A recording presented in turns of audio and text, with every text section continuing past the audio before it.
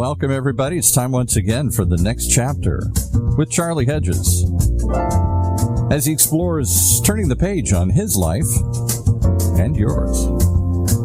Hey, Charlie. Hey, Paul.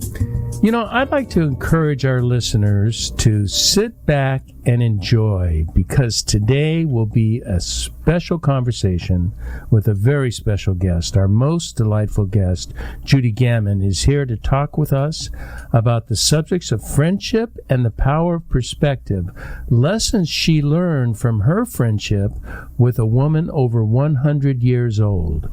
She has a most engaging book on their friendship titled Love, Life, and Lucille, Lessons from a Centenarian.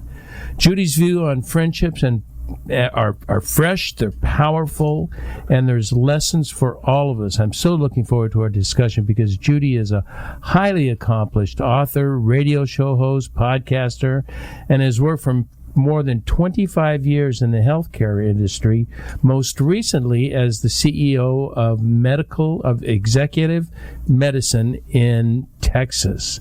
Today will be just about a couple of lessons that Judy learned from 103-year-old Lucille, and I'm anxious to bring her on the air. So let's get to it. Judy Gaman, welcome to the next chapter with Charlie.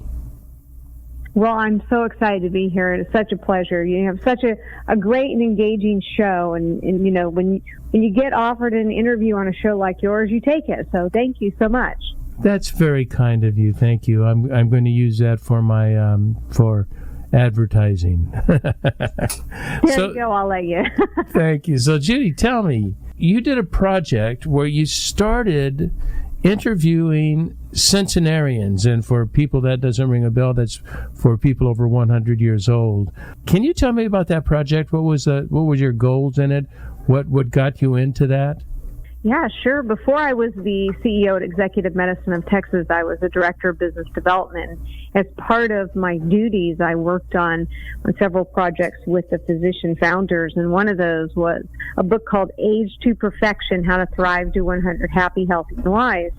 And, you know, when I first got into that, it really was more about, okay, what does the research tell us? I was looking at things like the blue zones. Those are areas in the world where people live very well into their 90s and well over 100 and are still very healthy.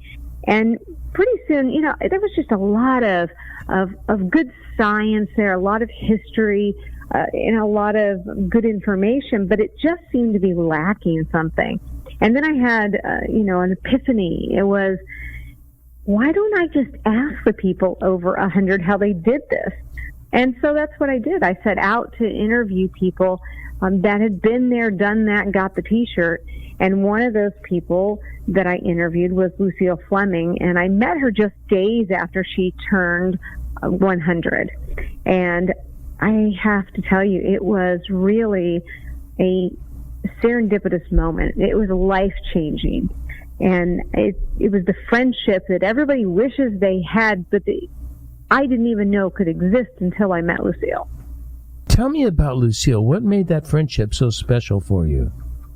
I think when you meet somebody that you are just so interested in their life, and they're interested in your life, and you're interested in doing life together, and you see value in spending time with them, it's really easy to be friends because you just see an innate value in each other.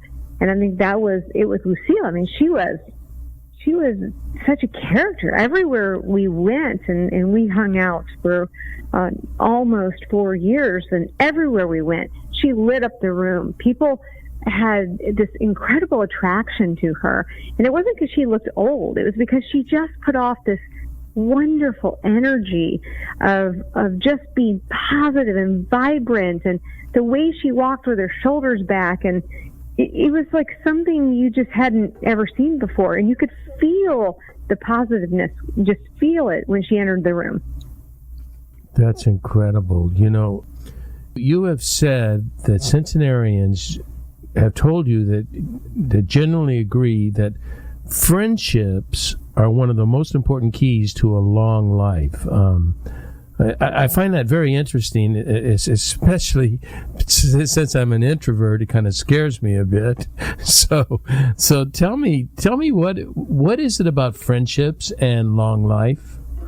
Well, when I was working on the Aims to Perfection book, and I asked these people over 100, give me your top 10 across the board, have a lot of friends was on it. The really unique part of that is I also went into a classroom of grade school kids and asked them, what do you think it would take to live to be 100? And on their list across the board was, you got to have a lot of friends. And so I think we know that. We're born knowing the importance of friendship. But somewhere along the line, we get busy and things happen in our life, and maybe we have kids or we're tied to our career, whatever is happening. We don't really focus on making sure that we have friends, that we're maintaining our friendships. That means being a good friend and also letting other people be a good friend to you.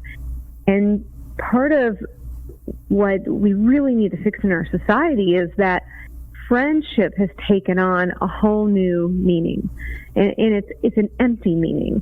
We look at social media, we look at some of the ways we describe a friend, and I can't say this enough. A friend isn't somebody who just gives you a thumbs up or a heart on something you put on social media. And I don't discount that is a good way to stay connected with some of your acquaintances.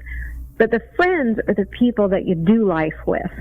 And we need to be doing life with people.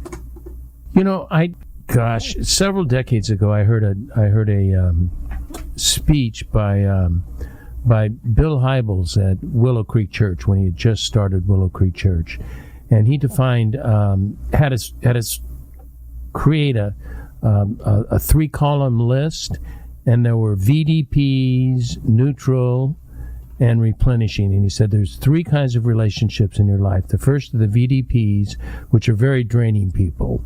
And he had us make a list of the draining people in our life. And then there are the neutral relationships, your acquaintances, the people you know at work and in your various encounters, but you don't hang out with them. But the place that is really critical is that replenishing relationship, that both of you feel replenished after being together. There's just something about being together that excites the soul, and that sounds like the kind of friendship that you're talking about. Absolutely. And I love what you just said, and I love that he was teaching that. I've never heard that concept before, of making that list and really columnizing where people fit into your life. Wow, that is so powerful. People should be doing this, because sometimes we get really in almost a codependent relationship with those same people that drain our life. Oh my, yeah. And it just takes you down this road where you can't figure out, why am I depressed? Everything in my life is great, but I just feel so depressed and so exhausted. And if you look at kind of what you described, I bet if people are feeling depressed or sad or drained, or they've gotten their joy is gone, they've gotten to a point where they just can't really see life the way they used to, I bet anything, if they do what you just said, they go in that VDP column and they'd realize they have too many people in that column, or they spend too much time with people in that column.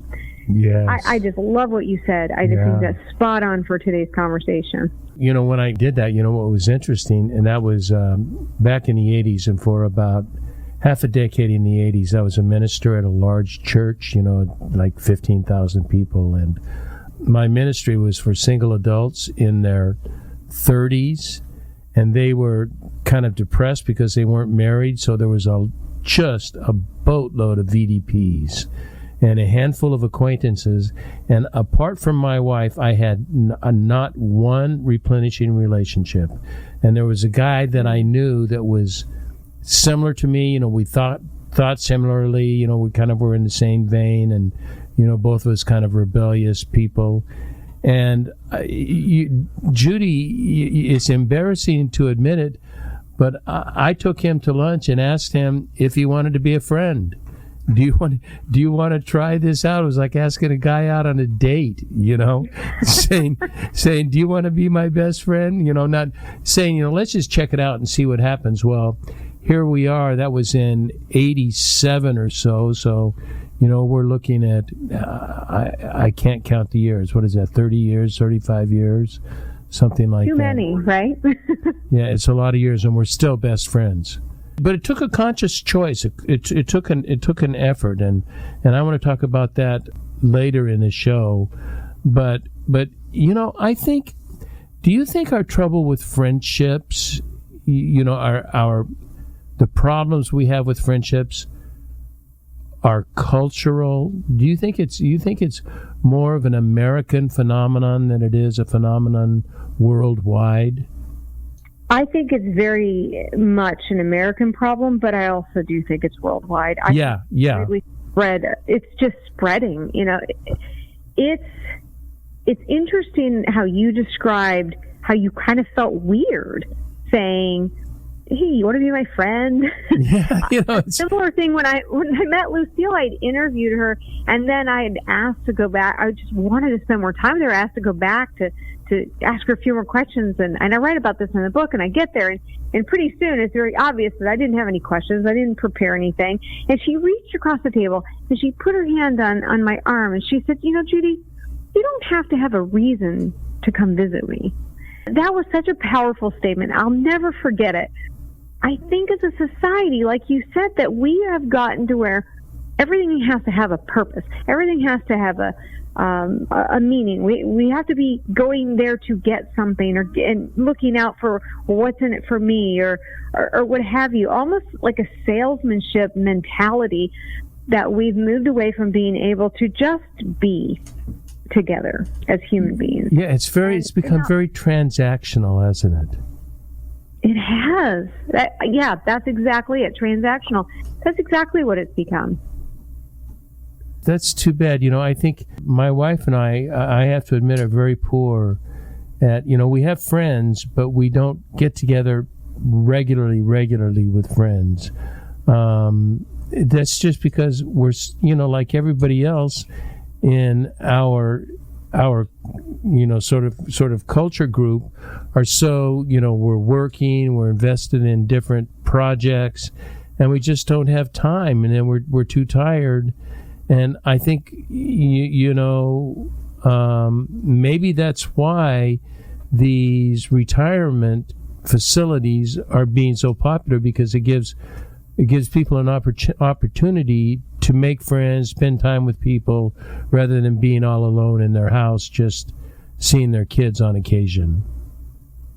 There's an interesting thing that goes along with what you're saying that we saw during the pandemic, and that is people who had moved into these retirement communities or independent living centers where they had their own apartment. They could either, eat in their own kitchen, or they could go down and have meals with people, but they had activities to go to. Soon as we started putting them behind the closed doors and saying, okay, you can't come out, you can't hang out, we got to all stay separated, we saw a massive amount of people move from an independent living situation where they were thriving to suddenly needing assisted living or going to nursing homes. Part of that, and a lot of that, goes along with the failure to thrive theory. If you look back at the research about those Romanian orphanages where they had these babies and they weren't growing, they weren't developing, they were feeding them, they were doing everything, and then somebody got this great idea and said, maybe we should touch them and pick them up, and maybe that's the problem, is we're not holding them, and there was no human connection.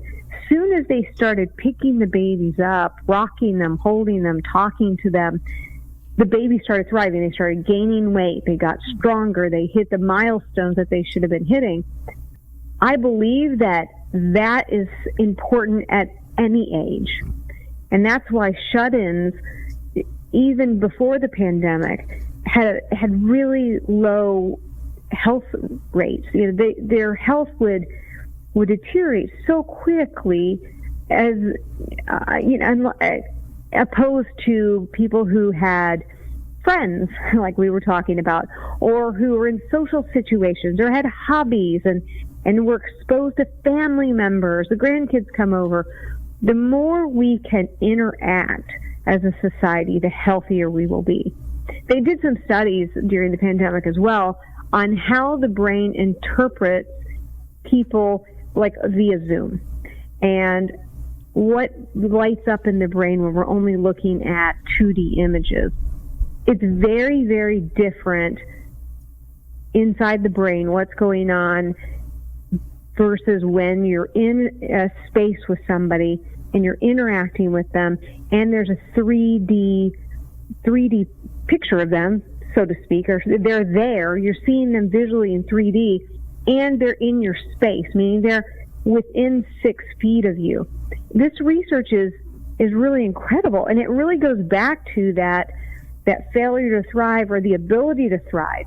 It proves that we need each other and not just on a computer screen. Boy, I'm so agreement. I even today I struggle with Zoom. Many times I just say, I don't need to Zoom. Can we just talk on the phone? Seeing your face doesn't.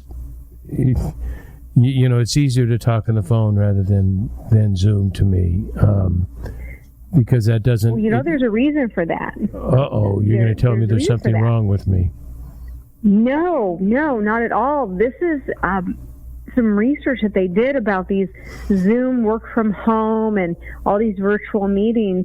It showed that when we're in virtual meetings where we're seeing our own image, we're seeing other people's image, and we're having to focus where our eyes are, where the camera is, we're worried about our surroundings, we're worried about the way we look. It is so taxing to the brain that people that were working from home, that were in these virtual kind of situations, and these kids especially that were in virtual classrooms where they had to constantly be on using all of their brain and worrying about all those things, how do I look, what's going on in my environment, what's going on behind so-and-so's environment, that they actually were exhausted so much sooner, and the productivity would go down just simply because there was so much going on. So many parts of their brain were being activated. For the kids, it wasn't just about learning. It was about all that other stuff that goes on mentally. And for the adults, it was trying to, am I sitting up straight? Am I looking here? Am I looking in the right place? And what I'm saying, because I'm watching myself speak, and do I sound okay? Do I sound stupid? Do I sound smart? It's exhausting. And they found that, like you said, just picking up the phone and having a conversation, we can focus on the words. We can listen to each other, focus on the words without all that other distraction, all the other clutter in the background. That is fascinating. I've not heard that, but as you describe it, it sounds so true, because when I am on Zoom, my mind, I've got 40% of my mind on our conversation and 60% of my mind on peripheral crap, that doesn't mean anything. Now, that's not like that's untrue with personal interaction, but we've adjusted to that and become, we know how to react to that. That's life. That's the way life works. But when I'm not so necessarily focused on myself on Zoom, I can be more focused on myself than I should be. How am I coming off? How am I looking? How am I sounding? That's a great observation. I definitely think it is, because I believe that we didn't really appreciate the brain taxation until we were way deep into this. We started saying, how come the kids aren't thriving in school? How come we're seeing the antidepressants prescriptions go up? Why are we seeing people not wanting to work and having trouble going back into the office? Because parts of the brain have just become exhausted. There was an article I wrote in the middle of the pandemic, And it was focused on how many decisions we had to make all the time, and decision fatigue.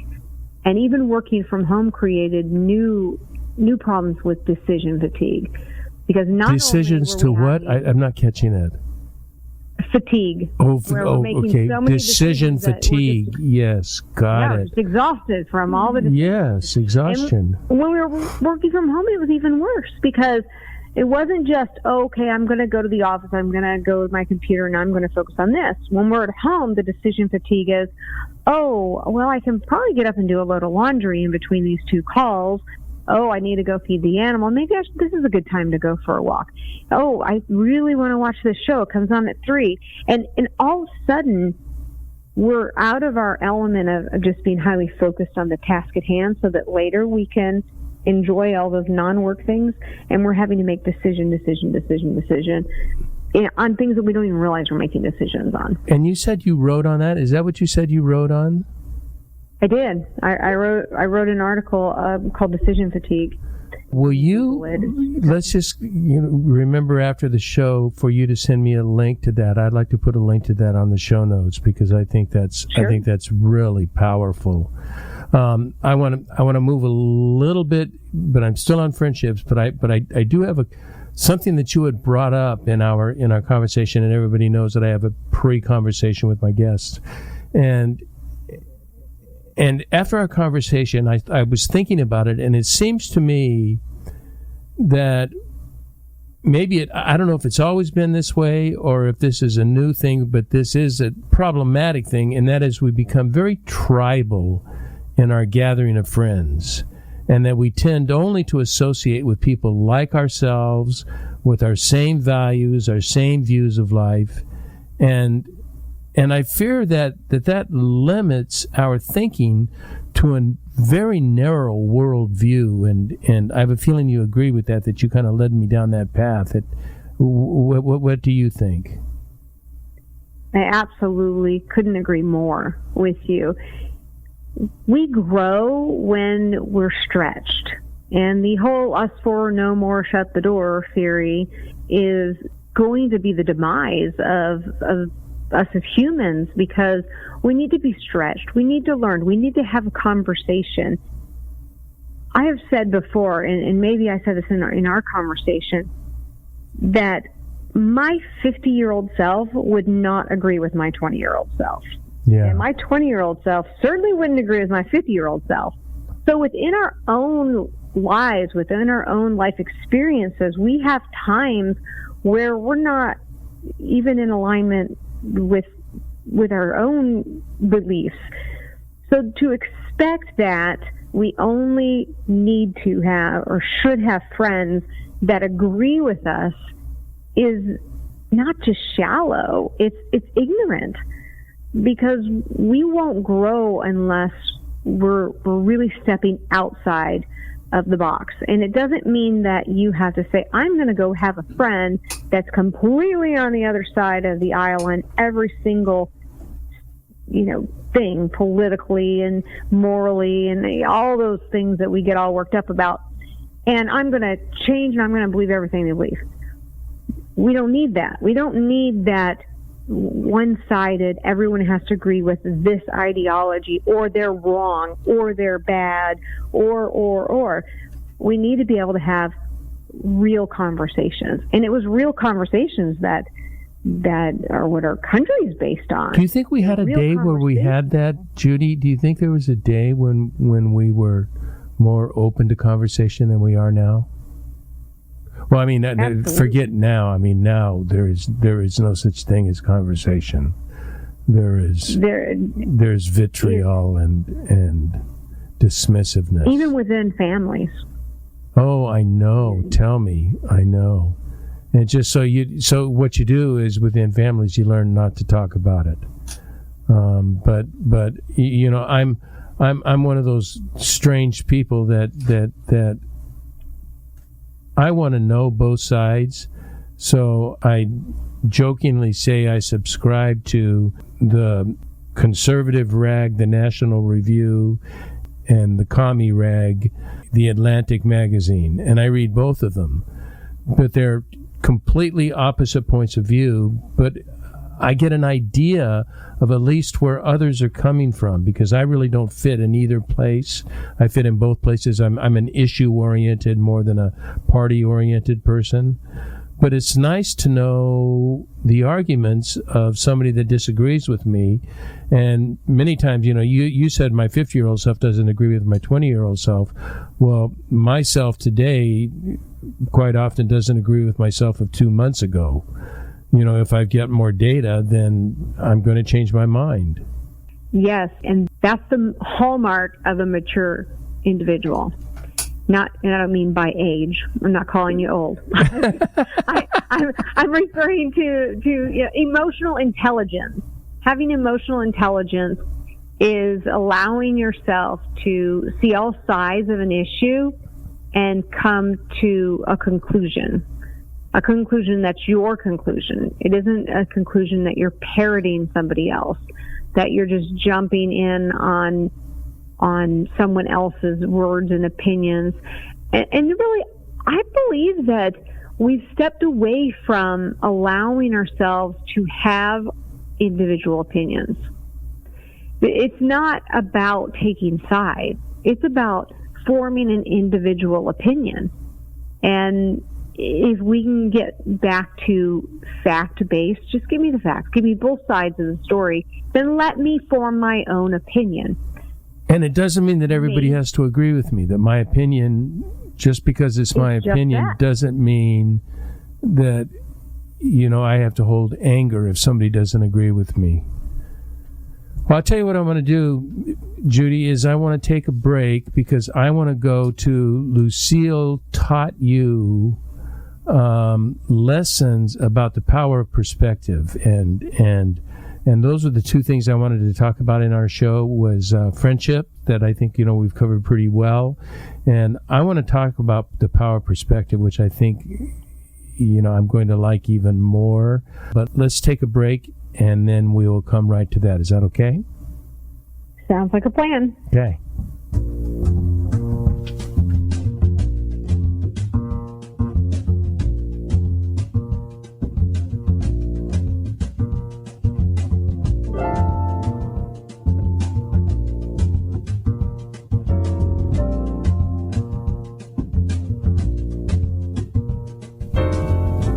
Hi there, this is Charlie Hedges, and you are listening to The Next Chapter with Charlie, and we are having a treat today with Judy Gaman, who is kind of the expert at life, the universe, and everything. And she spent a lot of time with centenarians, with people over 100, and learned many things of life. Now, we just covered in the first half of the show, we discussed friendships. But Lucille, Judy's special centenarian friend, who died, 4 days before she turned 104? Yeah, just 2 weeks shy of her 104th birthday. 2 weeks before her 104th birthday.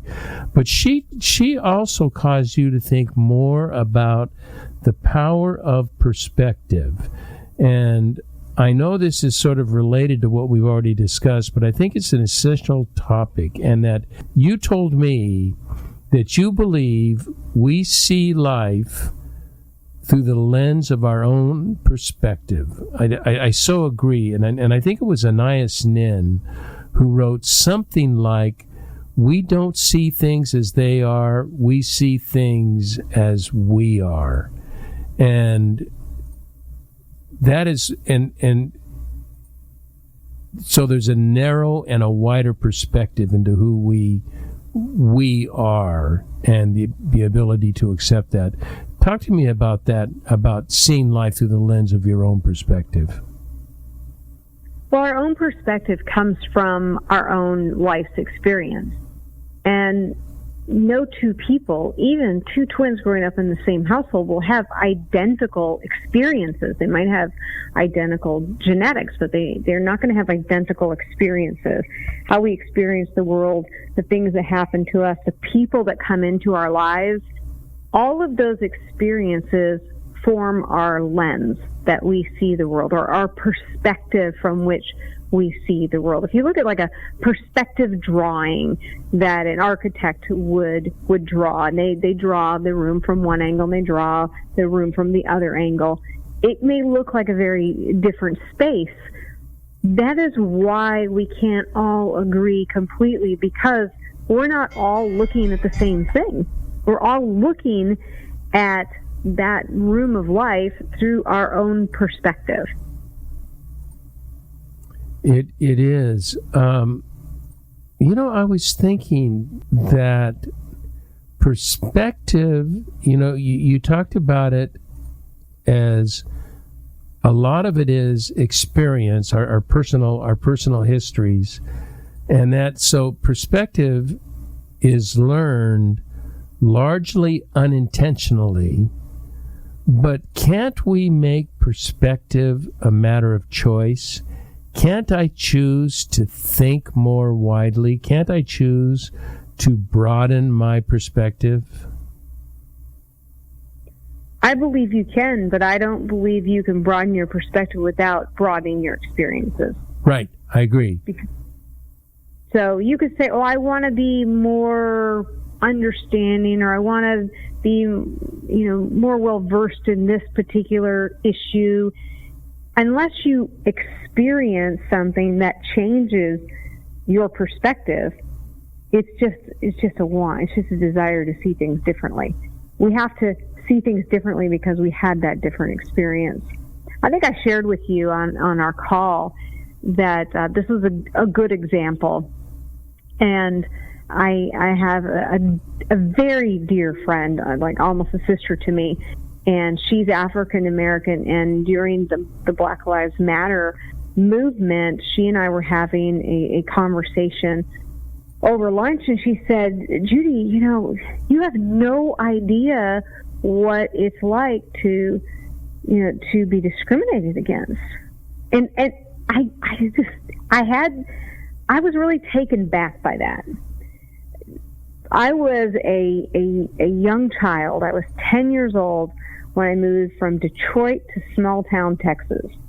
And I had a teacher who was, she was silver haired. She had to have been pushing 80, who was very unhappy that I was a Yankee with a U-Haul, her words exactly. And I read about that experience. I read about that experience in the book, Love, Life, and Lucille, and how that kind of framed my life. But then later in life, now it's no secret that people who know me really well know I'm okay with sharing my height.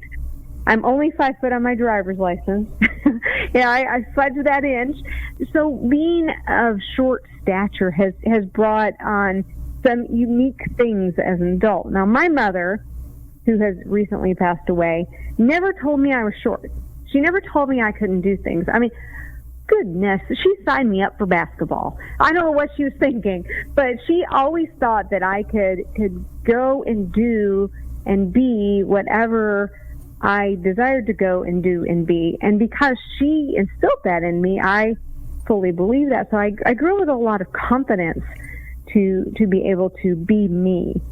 And I was sitting in a meeting, a very important meeting, a long boardroom table, me with some engineers and architects, and one of the gentlemen was late, and it was a bit of a heated discussion. I had to bring up some topics and tell him I was pretty disappointed at some things that had gone on and things we need to fix.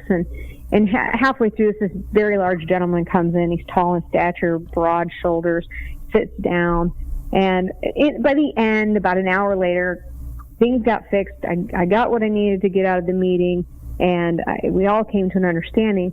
But afterwards, I stood up and I was shaking hands, and the gentleman who entered late walked over to me, patted me on the head, and said, literally patted me on the head like a child. Oh, said, no. "Well, had I known you were so small, I certainly wouldn't have been, so short, I certainly wouldn't have been so intimidated by you." Now, it was the first time anybody called me short, like in like a bad way. Like, I took it as a bad way. I know in our exchange before, you thought, maybe that wasn't such a bad thing. Maybe there's more of that conversation that that maybe I filtered out simply because I couldn't believe I was patted on the head. Well, that is a pretty demeaning thing, to pat you on the head. Wasn't that was cute? Yeah, nice job, honey. but I think in our own experiences, we have had these ways of being discriminated against, these ways of being feeling less than, and they look different for everybody. And sometimes that's because people have had a parent that has put them down, or a teacher that has put them down, or they just never felt that they themselves had enough confidence in themselves. So there's a lot of things that we all deal with. And don't ever discount, just like I couldn't discount my friend's experience, don't ever discount your own or other people's experiences, because you haven't walked in the shoes, you haven't lived through their lens, you haven't seen the world through their perspective. Be very mindful of that, and I think that'll go a long way in the business world, in your friendships, in your family, all of those places. Yeah, you're alluding to something that is so right, and that is so common, and that is the negative voice that we have, that perspective that we are somehow less than, and it just impacts the way that we view life, that we see life.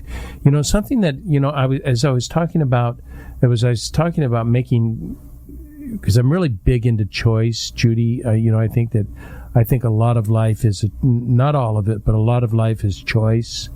That we can make choices that are good choices that can help us, and I think perspective can be a matter of choice.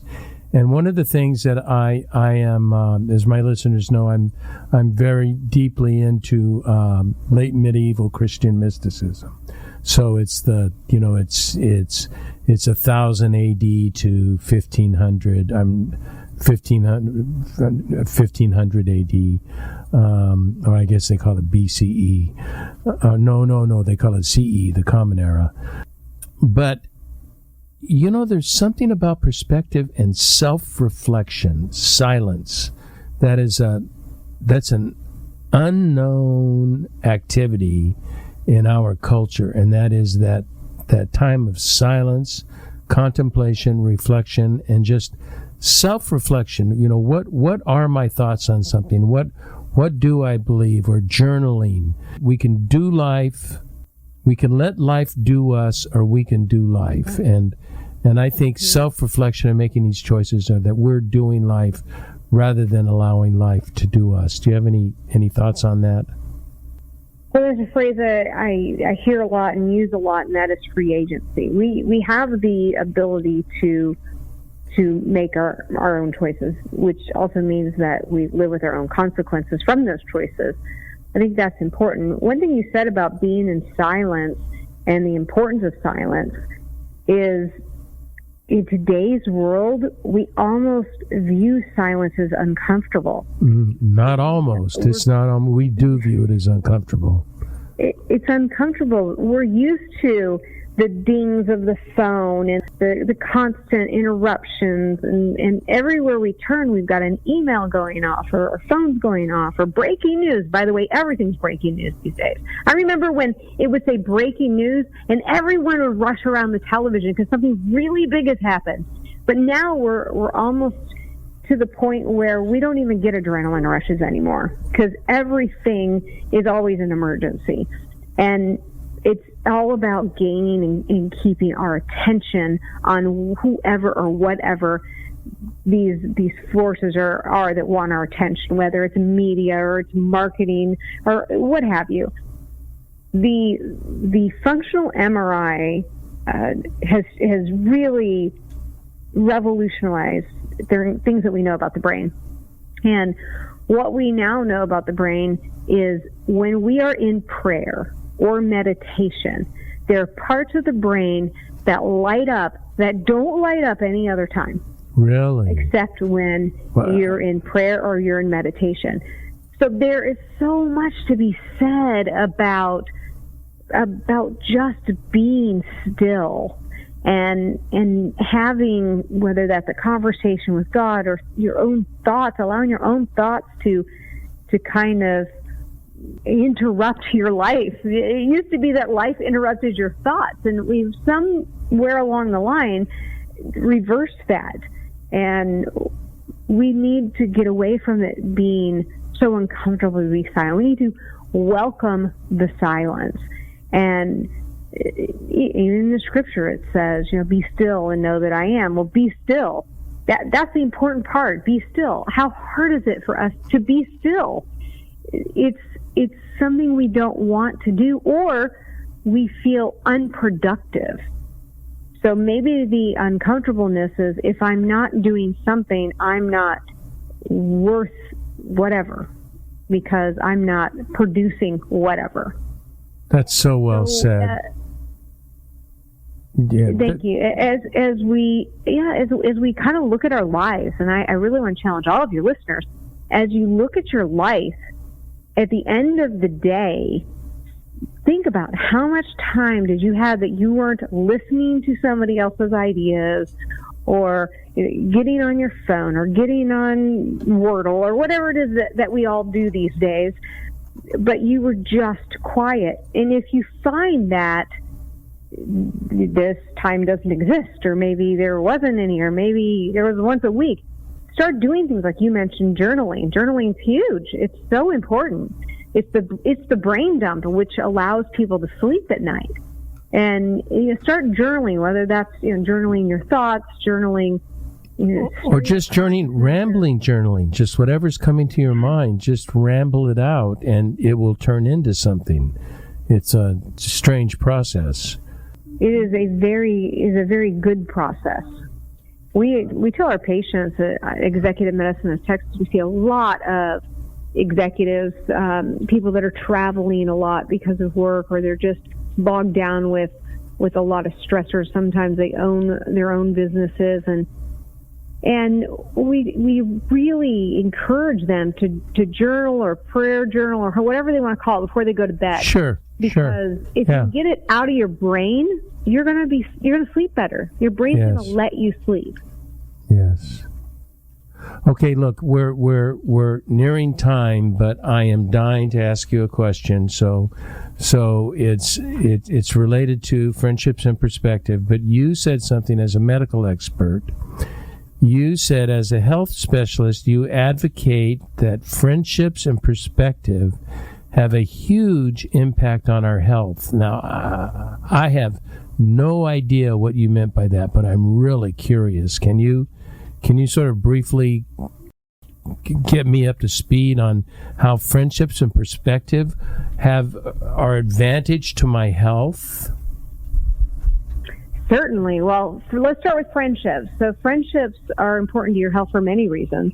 But what we may not understand is that when we spend time with other people, we actually have chemical reactions in our own body. When we are laughing, we're releasing happy hormones. Those happy hormones are related to longevity. So it's so important that we have those friendships and we have those experiences. And even sharing the ups and downs of life reduces our stress levels. And reducing stress will reduce your chances of heart disease and cancers and diabetes, because when we have increased stress and we're in situations where we feel like, the whole weight of the world is on our shoulders, and there's really, we've got to solve all these problems by ourselves, we create this storm of inflammation, chronic inflammation within our bodies. And that is the root of all of these chronic diseases, is this inflammatory state.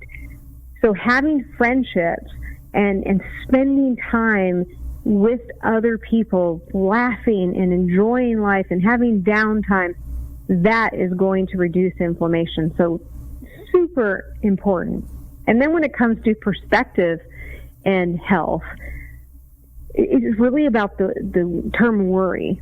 What is worry? Worry is just another word for stress. So when we worry, we maybe lose sleep. Well, I mentioned earlier about a functional MRI. Another thing that we learned about the brain is that when we go into a deep sleep, and as we go into sleep, our brain cycles through the sleep cycle, and we want to get into that deep REM sleep, that rapid eye movement. Right. But every time we go to sleep, we go into the first cycle, but as those cycles go through, they last longer. We now know that the brain washes itself like a washing machine, and it clears out all those plaques and things. So if we're under tremendous stress because we don't have perspective, real good perspective on the fact we're going to get through it, whatever it is, we're going to get through it. If we don't have that, and then we aren't sleeping well, we're increasing our risk for dementia, Alzheimer's, stroke, all of these things. So if we talk about longevity and we say, what are things we can do right now to help ourselves live longer, healthier lives, not just more years, but good years, that is, have friends, hang out with them, enjoy life, make it a good focus in your life, and then find ways to have perspective. And sometimes those two go hand in hand because your friends will help you gain perspective. Right, of course. I love that, and especially what I love that is you're not telling me that I have to go to a gym, and that I have to start popping health pills, and I have to, you're saying just live a more well-rounded life, live a life that involves other people, because we are created, I believe, we're created to be relational. We're not that the Creator is a very relational entity, and desires intimacy, and I think desires us to be intimate not only with the Creator but with other people, and it just makes perfect sense that this is a great move toward longevity. Judy Gaman, see, I did it, and you didn't correct me. Judy Gaman, you are amazing. It is so. We could talk for forever, but thank you so much for spending time on the show with me. It's been my pleasure. Thank you. Oh, I'm glad. And hang on afterward, and we'll chat, and we'll get a link to that article that people may want to read. I know I do. And again, thank you. So for our audience, that's all we have for today. This is Charlie Hedges signing off. Bye for now.